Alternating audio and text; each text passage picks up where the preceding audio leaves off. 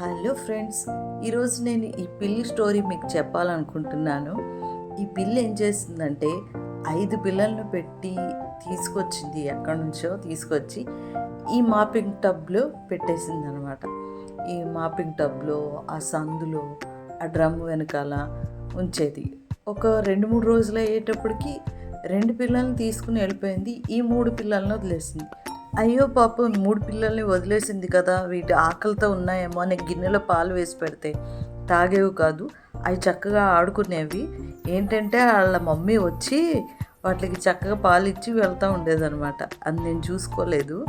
నా గార్డెన్ని మట్టుకు శుభ్రంగా పాడు చేసేసాయి. మొక్కలన్నిటిని తొక్కేసాయి, ఆ మిరప మొక్కలన్నీ పీకేసాయి. చక్కగా పీకేసి వెళ్ళి ఆ టబ్లో చక్కగా పడుకున్నాయి అన్నమాట.